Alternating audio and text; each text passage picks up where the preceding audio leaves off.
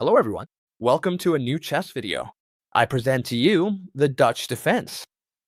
This fearsome defense you see right now on the board, it's so simple and so effective that I'm completely sure that when you finish watching this video, most of you are going to start playing this defense in all of your games. When can we use the Dutch defense? When they play the queen's pawn, all right? We're going to play the Dutch defense when they play d4. The Dutch defense is this move right here, f5, and it hides some plans that are going to blow your mind. The most common move order for the white pieces is to first play c4. Actually, the good thing about this defense is that we don't care much about what our opponent does because we're always going to do the same thing, which we love. Our second move, let's remember it well, will be e6. For now, we're already seeing that our attack is gonna go towards this side. You always have to learn to read and learn to talk to your pawns. Wherever your pawn chain points is where your attack is gonna go. Here, white can make several moves. Among the most common are knight c3, developing a knight, or knight f3, developing the other knight.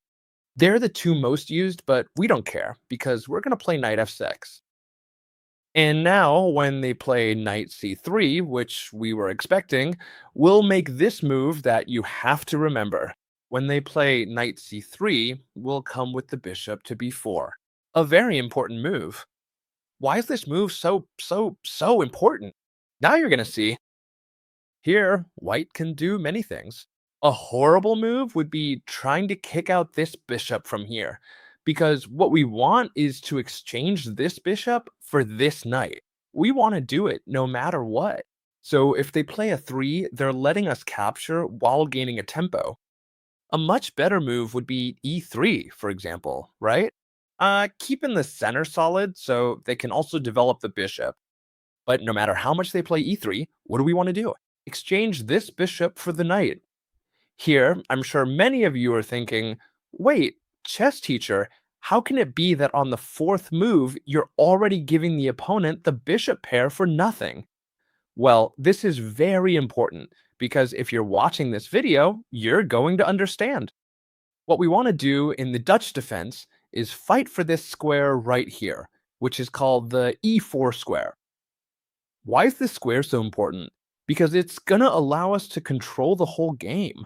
So if we know we want to control e4, we've just eliminated a defender of the e4 square directly, because this knight was defending it perfectly. And besides, this square is a light square, right? So our dark squared bishop could never defend this square. We've traded a bishop that would never fight for this square for a knight that's the perfect defender of it. And now you'll see why it's so important to control the e4 point. Very well. Here, if you've already understood the logic of this position, you'll know that we must control this square. For example, after castling, they could play bishop e2 or a bit more precise, bishop d3. Why? You already know. And then we, following our plan, are going to reason for a moment. This bishop can't get out this way because it has a very large pawn barrier. So I'm going to develop it through the b7 square. And where does it point from the b7 square? Indeed, to the point we want to control. And not only that, but it points directly at the opponent's castling. So what are we going to do here? Bishop b7. As you can clearly see right here with this specific defense, if you truly understand the core ideas, you'll be significantly more dominant than your opponents. That's exactly why my main goal and purpose in this video is for you to perfectly understand these ideas, and you'll see why we have a wide variety of clever little tactical tricks that white can easily fall for. There really are many of them. Here, serious question, what could the white pieces do? As you can see, they have a difficult development. They'd love to break on e4 to free their bishop, but breaking on e4 isn't possible. Why? Because we've done our job very well of controlling the central square very well. Therefore, they can't break. This bishop can't get out from here. If they want, they can try to develop it through a3, but it's not a good move, as we simply block it with d6 and they're helping us. Now, this bishop does absolutely nothing, and they've helped us leave a free gap to develop our knight without wasting time. So if they play bishop a3, both now and later, you just have to remember that we're going to play d6. For what? To cut the bishop's diagonal. Simple as that. Now then, why is bishop a3 usually not the best plan? Because here, an interesting plan the white pieces have is to launch the a pawn into the attack. We really don't care much what they do to us. For example, if they try to jump towards the center, we must apply logic. d6 would make this knight retreat again. Therefore, as you can see, white doesn't have many moves to make. Very well, so here we can't waste any more time. We must act quickly. And what is that move where we must act quickly? Knight e4.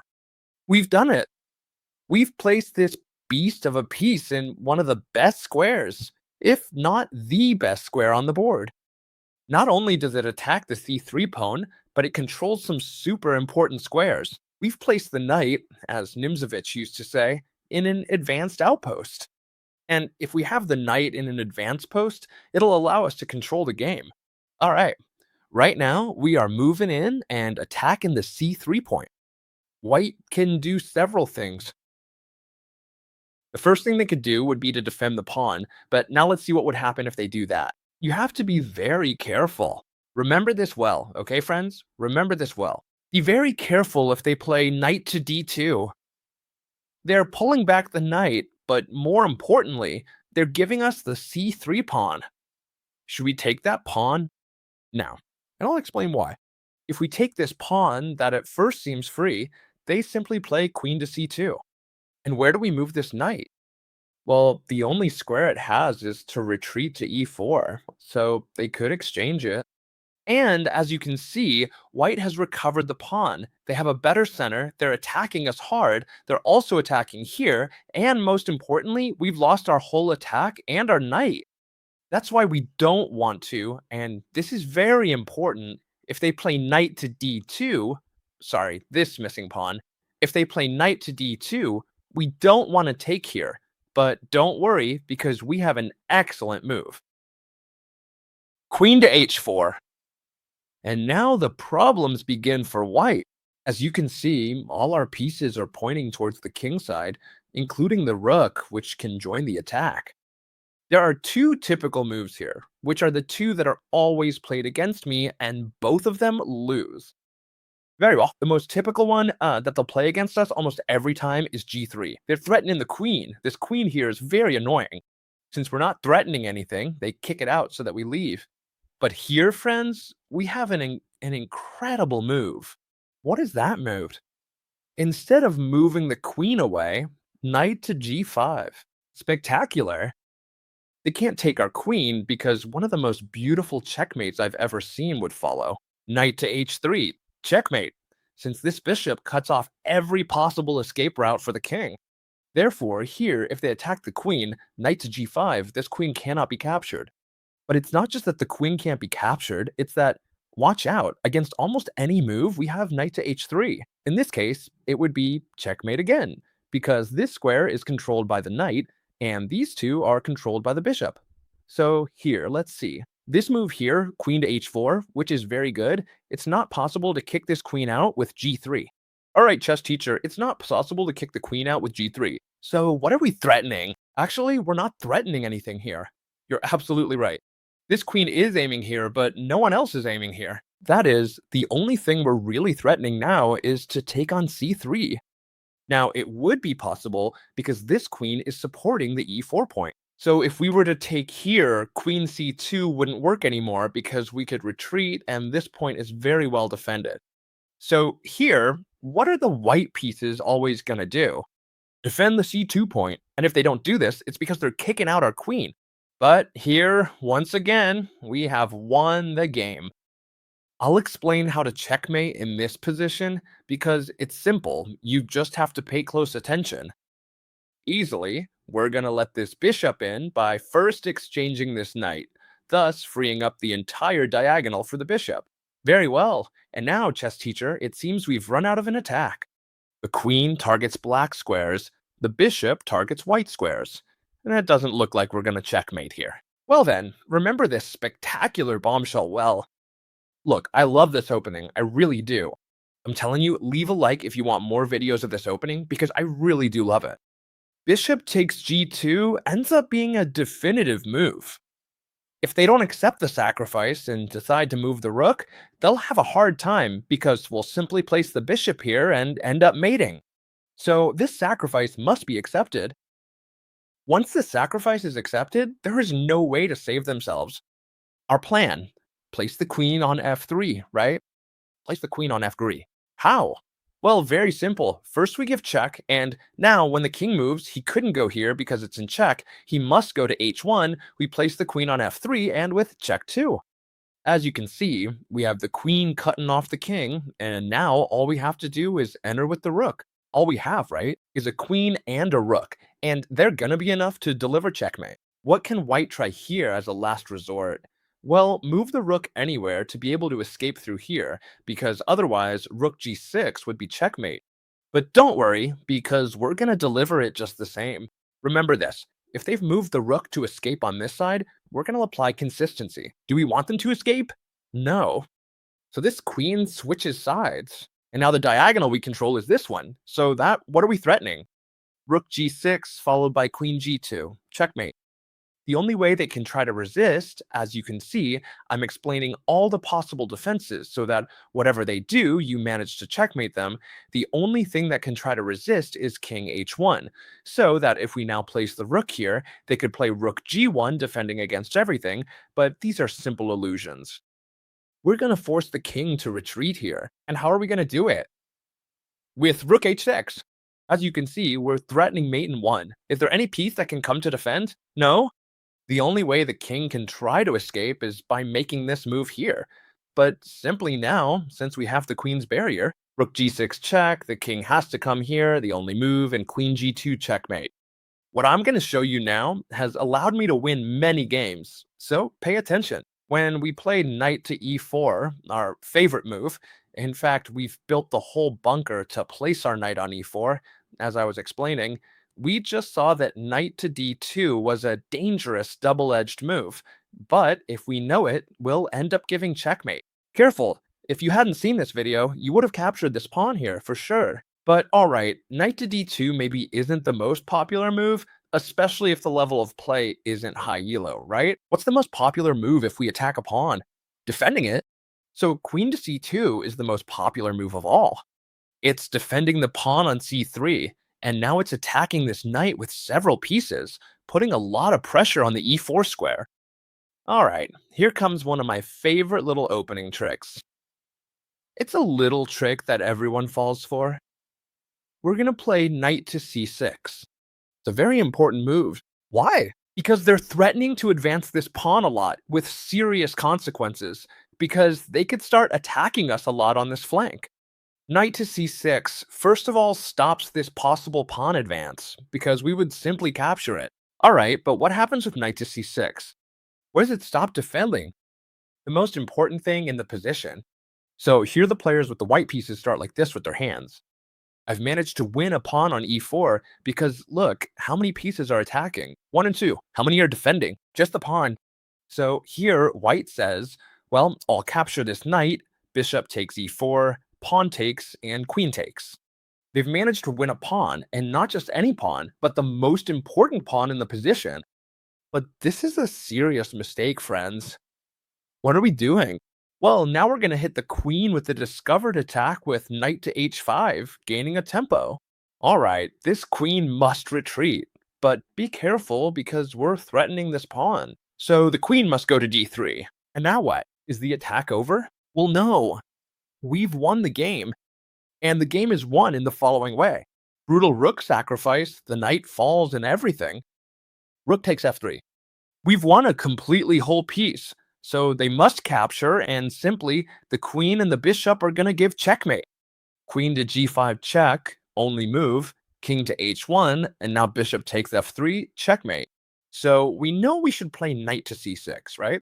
Remember it well, to prevent them from advancing here, and to tempt our opponents a bit into capturing this knight on e4. Many of you will tell me, but it's as simple as cutting the diagonal, right?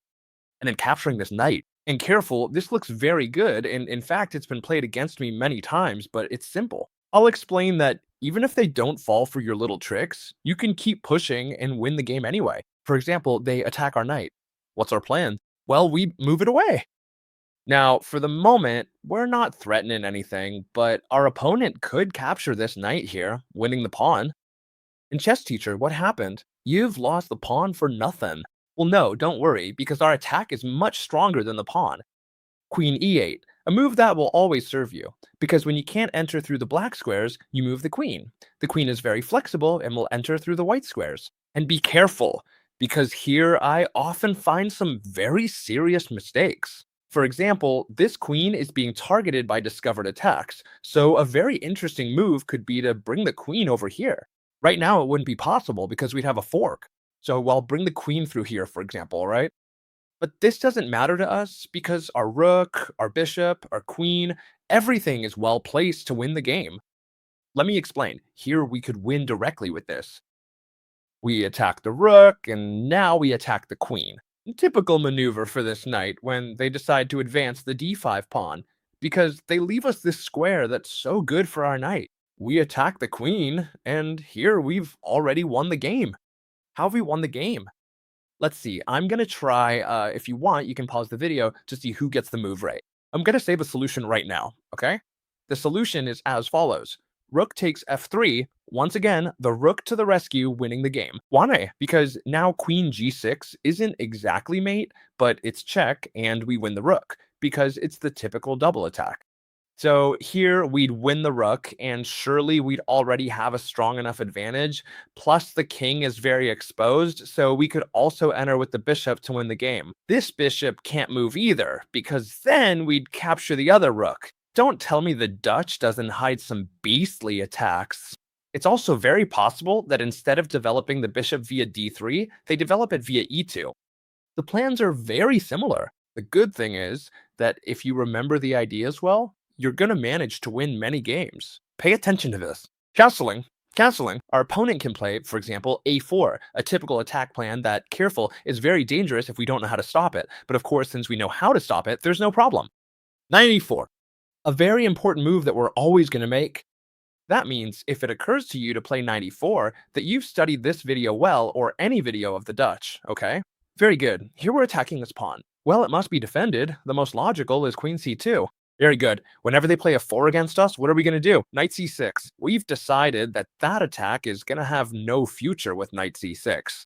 Now they couldn't even exchange this knight for the bishop because now the bishop isn't even attacking the knight. But careful, it's also very good here, okay?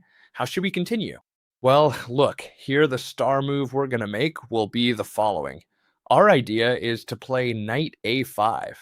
That was an excellent move, but why exactly? Because this knight on a 5 is very well placed. Do you remember what I called you on? We exchanged a bishop for a knight on move 4. Why do you do that, chess teacher? Well, look, thanks to all these weaknesses, the knight here attacks this point right here. It also attacks this point here on many occasions. We can also apply pressure with a 6. And most importantly, who's going to kick the knight out of here? No one can. So this knight is very well placed. For example, if they decide to play bishop a6 here, bishop a3, you don't even need to play d6. You can directly play rook h6.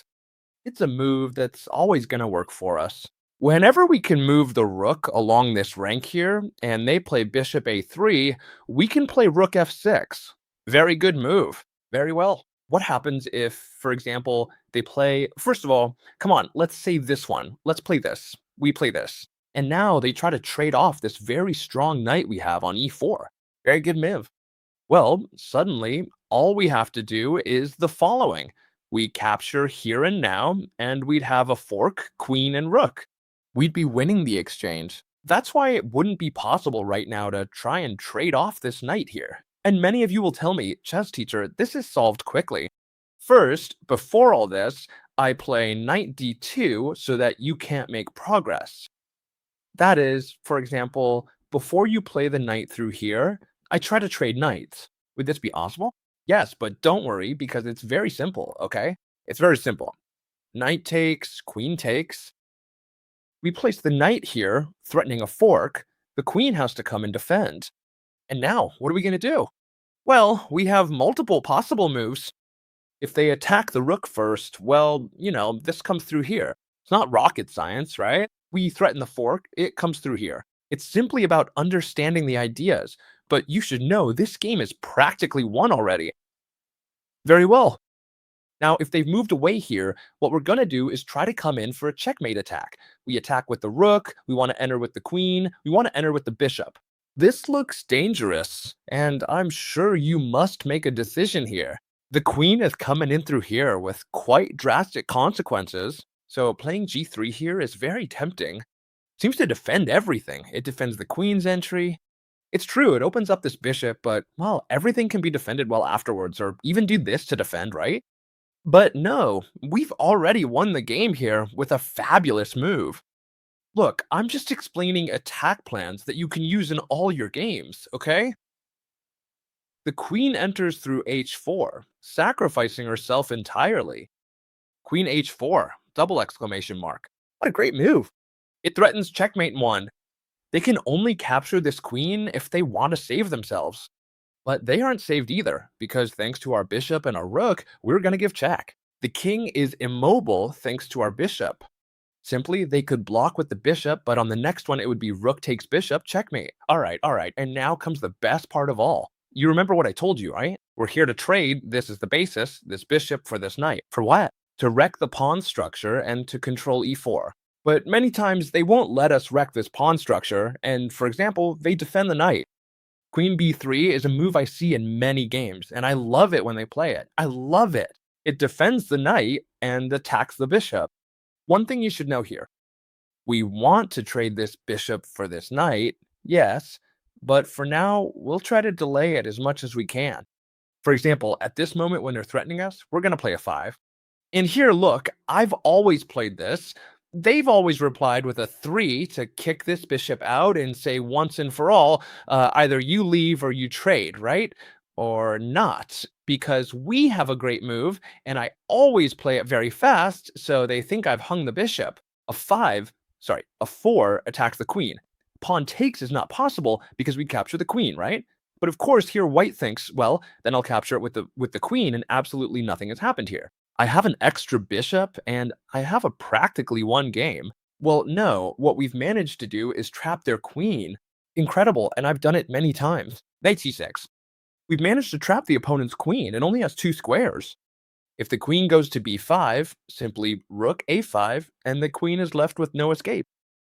If the queen goes to c5, it's exactly the same, but first we must play the subtle. e6 to force the queen to place itself on this square, and now, yes, rook a5 would manage to win the queen. If they develop this knight first, you develop this one to wait for them to develop the other. But if they play knight c3 first, you can come directly with the bishop, okay? There's no problem at all. You've already seen that queen b3 doesn't scare us at all. Actually, we love it since we have this plan to trap the queen.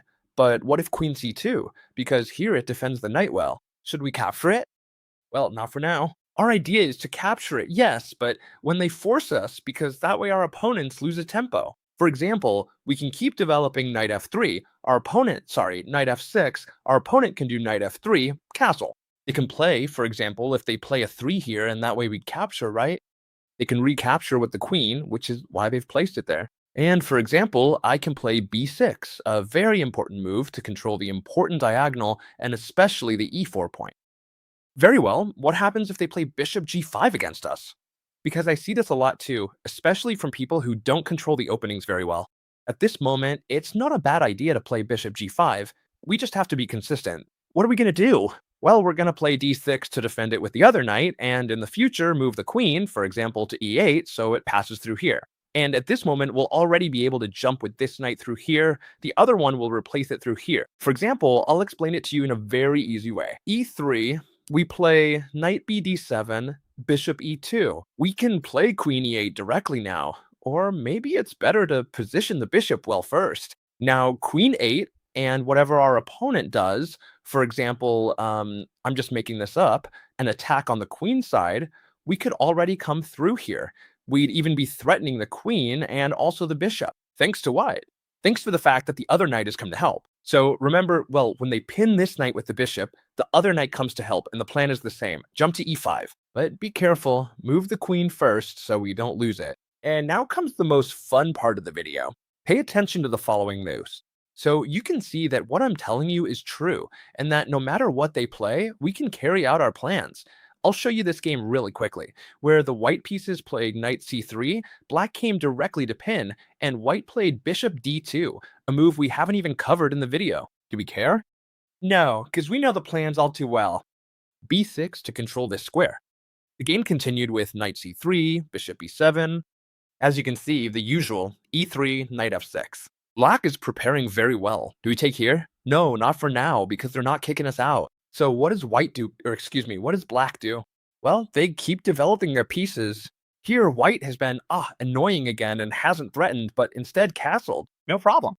e6 and so on. As far as want, I'm going to play the knight here. And in the game here, they already played a 3. A logical move that has to come sooner or later, right? They force us, to capture this knight here. After bishop takes, we've recaptured this knight. Now, this knight on e4 is the master and lord of the position. We're all threatening to win this bishop wherever it goes. The only possible one is e1, which is actually a good move because it defends everything. That's what the white pieces did. And now simply knight d7. As you can see, the plans are similar. Knight d2.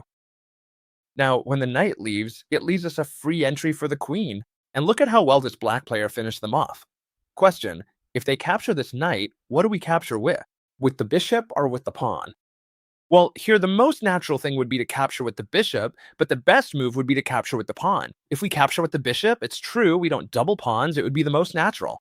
And besides, we don't block it like we do this way. But this pawn right now acts as a brutal block. In fact, we're threatening to move the rook through here, even bring the other one, bring the knight and deliver checkmate. So it seems the only way they have to free themselves is f3, but it wouldn't be possible because the queen would enter with check. So how did white do it to try to resist this position?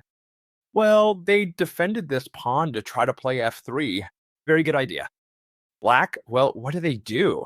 Rook f6, a move that, as you can see, would occur to all of you if you've studied this video well. Now, f3, and simply what the black pieces did was exchange this pawn here, now exchange the bishop, as you can see, and I simply bring the other rook so that I double the rooks and the opponent is far from bringing their other rook to the defense. All right, so now we're threatening to win a rook, right? Rook takes rook, queen takes rook, it could even be rook takes queen. Remember that this pawn is pinned, so white captured here. Knight takes to bring the knight into the attack, both on the e4 square and the g4 square.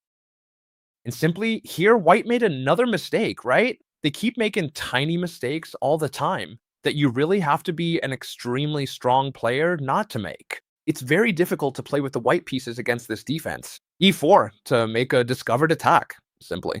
The queen moves away, and now this pawn is captured, since it's being attacked by 2 pieces.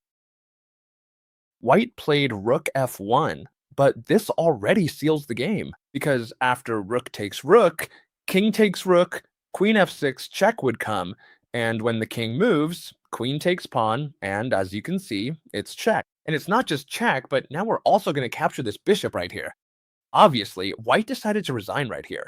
As you can clearly see, white didn't do exactly what I explained, but the strategic plans are always the same. If you'd like me to show you a real game on how to apply the opening or defense at the end of each video, let me know in the comments. I like to do what you guys enjoy watching the most. So save this video to study it as many times as you need. Someone might have it down after 2 times, someone else might need 7 or 8. It's fine, as many as you need. The video will be there for free forever whenever you want to watch it. So save it well.